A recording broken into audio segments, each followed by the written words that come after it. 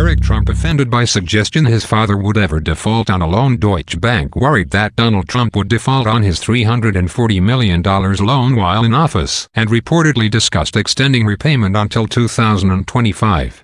Deutsche Bank has always had a somewhat curious relationship with Donald Trump.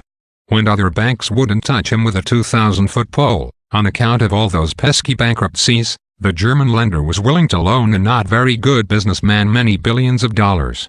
That relationship got extra complicated when Trump somehow became president, not only because Democrats started asking questions about the firm's dealings with the real estate developer and allegations it helped launder $10 billion on behalf of Russian customers, but also because Deutsche Bank reportedly feared a deeply awkward scenario in which the President of the United States defaulted on his loans. Do you place a lien on Trump Tower? Seize Mar-a-Lago? Or do nothing and look like you're bribing the president? These are the questions that keep Chairman Paul Leitner up at night.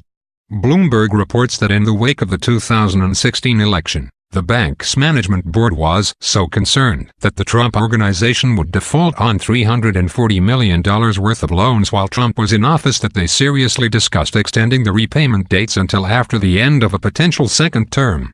The outstanding debt includes $125 million for the Trump National Doral Miami Resort, due in 2023, and $170 million for the Trump International Hotel in Washington, and a separate loan against the Chicago Tower, both due in 2024.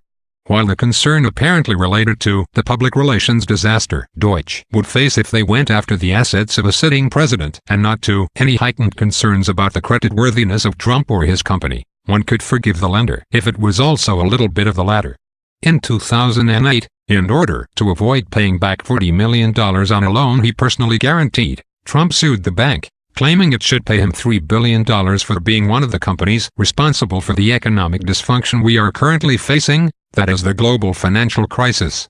The firm obviously countersued, calling the claim "classic Trump," at which point the Donald moved his business from Deutsche's investment banking division to its private wealth management group, where, according to the New York Times, executives were more willing to deal with him.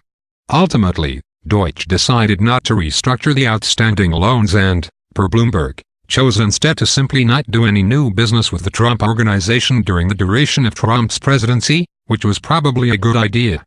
Deutsche Bank declined Bloomberg's request for comment. In a statement, Eric Trump, who is running the company's day-to-day operations with his brother, got his knickers in an extreme twist, writing, "This story is complete nonsense." He added, "We are one of the most underleveraged real estate companies in the country. Virtually all of our assets are owned free and clear, and the very few that do have mortgages are a small fraction relative to the value of the asset. These are traditional loans, no different than any other real estate developer would carry as part of a comparable portfolio." You'll have to excuse Eric for being a bit salty, as it's been a tough couple of weeks for the Trump boys. Last Thursday, the company announced that it was dropping plans for 2 new hotel chains announced 2 years ago, saying, "We live in a climate where everything will be used against us, whether by the fake news or by Democrats who are only interested in presidential harassment and wasting everyone's time, barraging us with nonsense letters." He's also had to deal with revelations that, oops, the Trump Organization hired dozens of undocumented workers despite Daddy Trump's statements about immigrants, and then fired them when the media caught on. Life is hard.